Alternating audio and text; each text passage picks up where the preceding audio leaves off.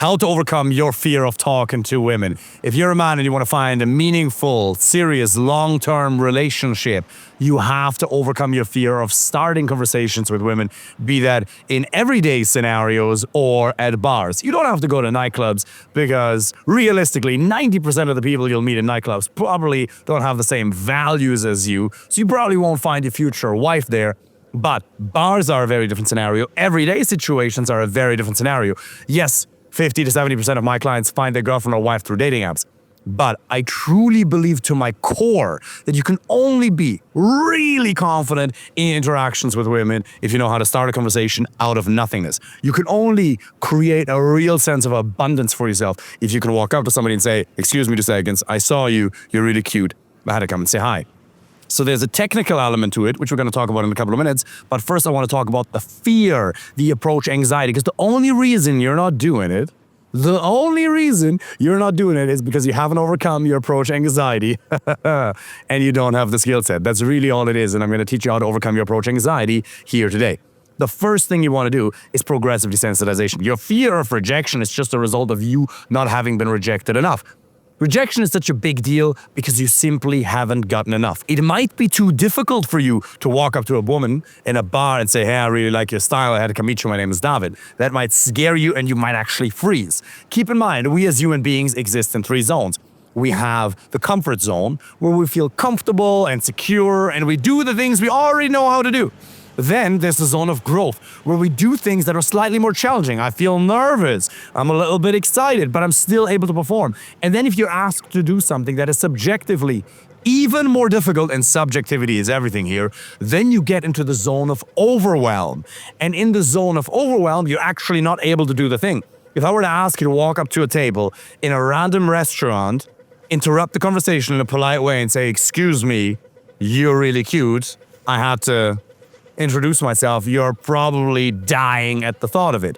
Because, and I'm not even saying that you ever have to do that, even though why wouldn't you want those levels of confidence to be able to do that? If that's your future wife, imagine how awesome it would be. Not saying that you have to, but imagine how awesome it would be. But that is so far outside of the realm of what you consider to be possible right now that you have to progressively desensitize yourself to the threatening stimulus called rejection. So the way you overcome it is you build a pyramid of difficulty and you start with the most easiest thing. And everybody's gonna have a different starting point. For some people, it's just walking around the street in the US and UK and Dublin, wherever you happen to be, and just make eye contact. Just holding eye contact for 3 seconds with strangers might be enough. Then you just walk by someone and you just say hello. Then you can walk up to men or women and ask for directions. "Excuse me, how do I get to Starbucks?"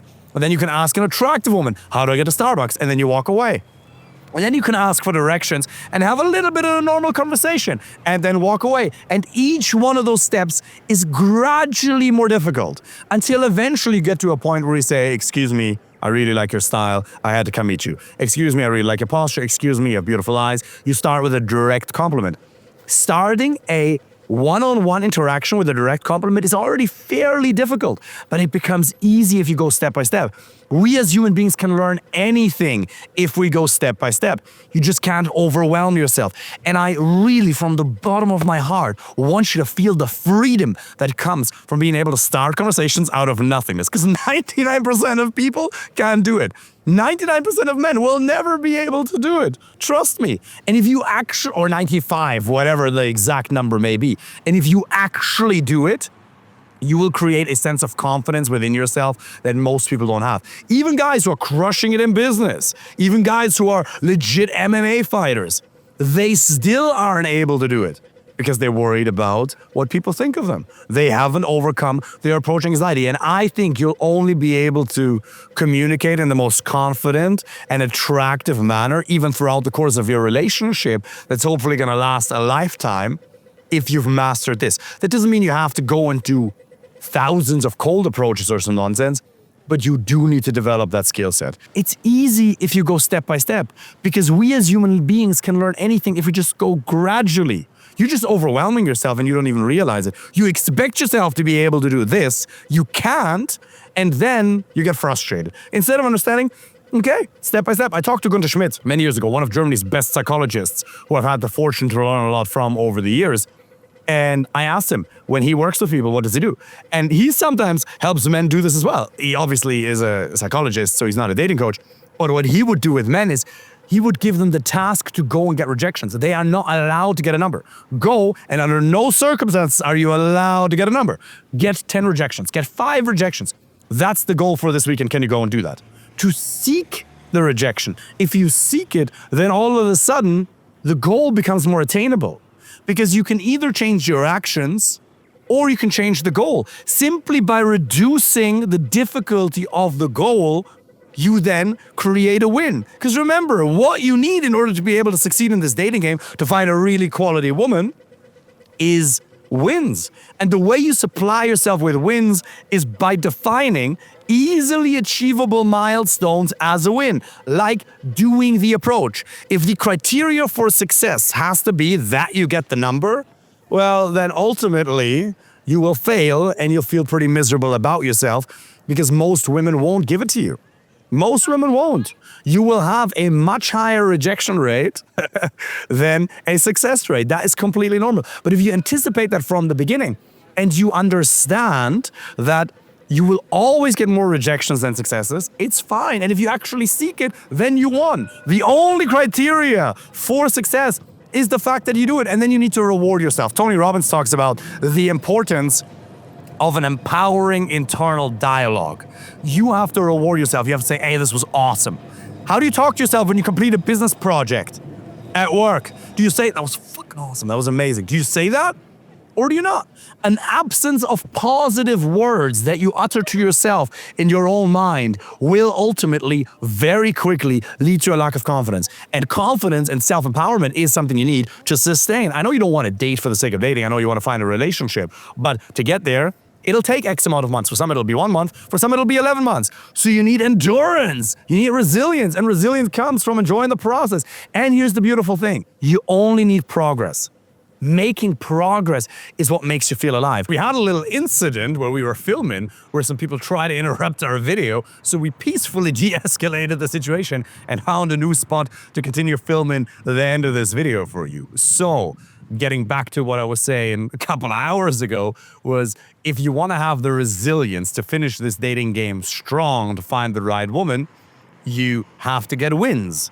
Wins come from defining those milestones in an achievable manner, which means you focus on just doing the approach and then rewarding yourself.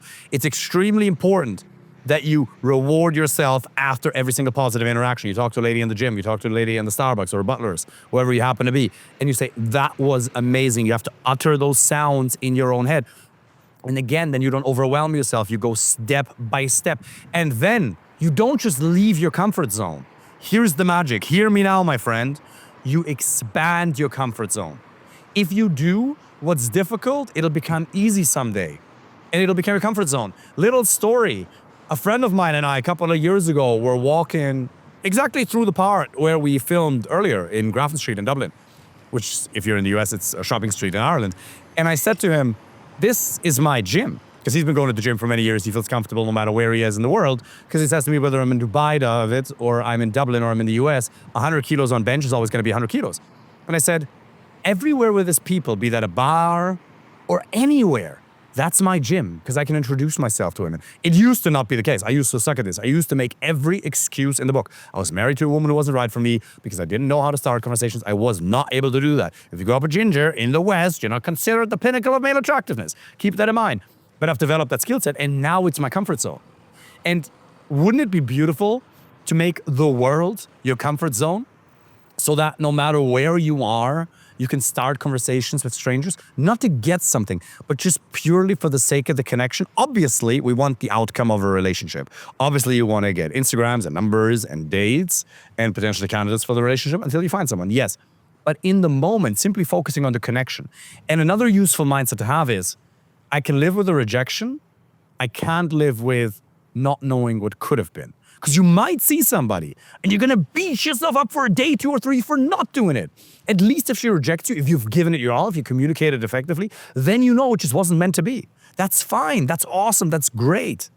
But not knowing, that's going to really mess with you for a bit. And we've all done it. Chances are you've already let your wife walk by. We've all done it. Now there's so much abundance. But when are you going to stop? because your self-esteem suffers.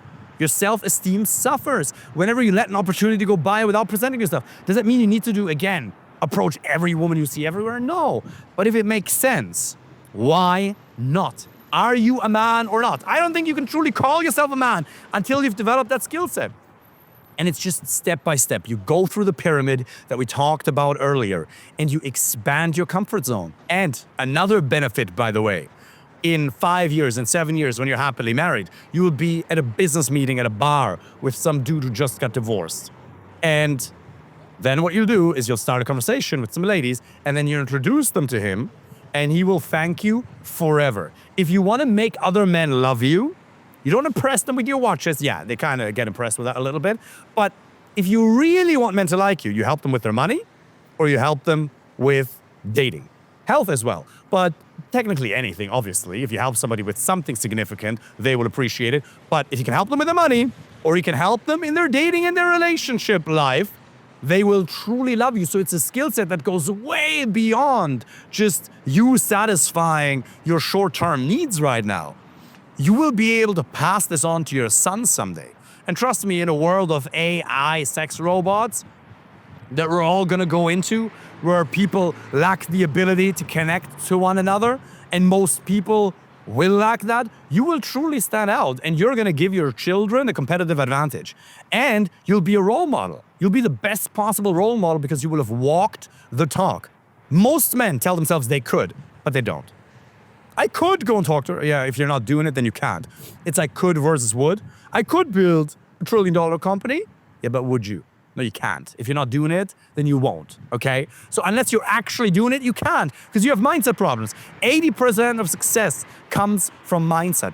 Mindset just means thoughts or beliefs or convictions. Thoughts, beliefs, convictions. The same thing, just a different level of certainty associated with it. So get some sort of external feedback. It doesn't have to be me, but it has to be somebody who helps you audit your limiting beliefs that stop you from putting yourself out there in the most effective way. This is such a rewarding journey. I want you to feel the freedom and the aliveness and the sense of strength and certainty that comes from putting yourself out there, and the high you get from getting a number, going on a date, and making love to a woman that you started a conversation with during the day or in a bar is amazing.